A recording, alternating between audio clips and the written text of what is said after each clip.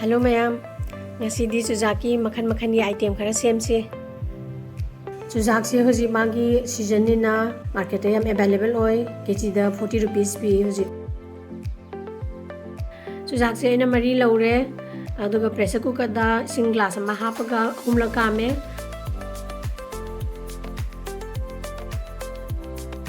Aduga ingthara kanda makum hangdoe.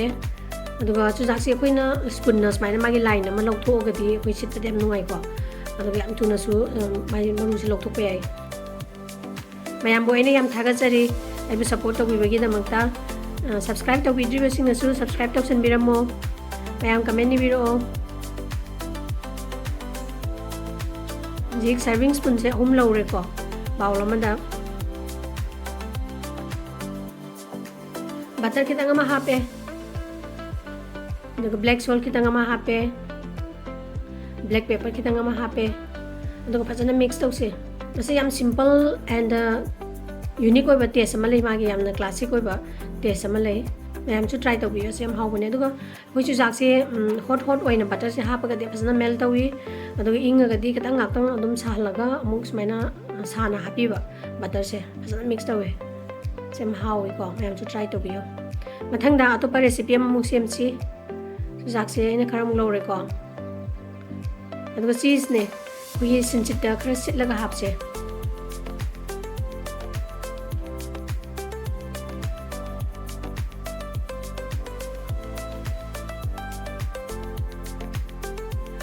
Butter खितंग हापे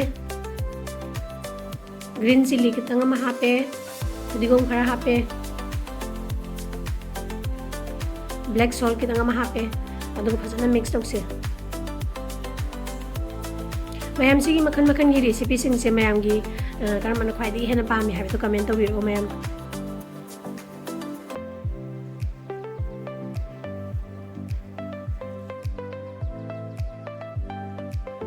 चीजी sweet corn delight हजिक सेम लोरेको रेडी टू सर्व अने मथंग अतोपा अममुक सेमसी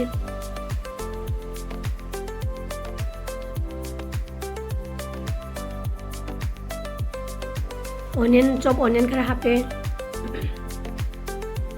टमेटो खरा हापे कुकुम्बर खरा हापे ग्रीन चिली खितंग हापे चाट मसाला खरा हापे ब्लैक सॉल्ट खितंग हापे लेमन तंखाय सुमजले फजन मिक्स तौसनसे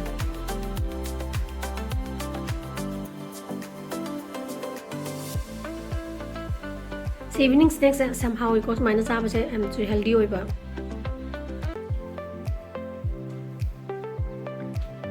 जिक स्वीट कॉर्न सलाद सी लोइरे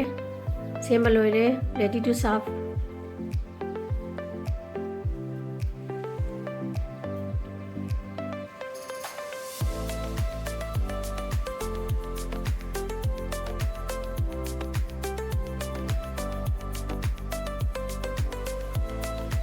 मथंग अतोप रेसिपी सेमसी चुजाक से मपुम लौरे अकाम ब्लैक सॉल्ट खरा लौरे चिली पाउडर खरा लौरे चाट मसाला खरा लौरे फजन मिक्स तौसनसे चंपा नखाय लौरे मसाला से चंपा चुजाक से तैसनसे फजन कहीं थोंब से अखोई मागी पामजब रेसिपी ने टेंगी masala corn my mother's favourite जी टेंगी मसाला कॉर्न रेडी होरे चाबे यारे।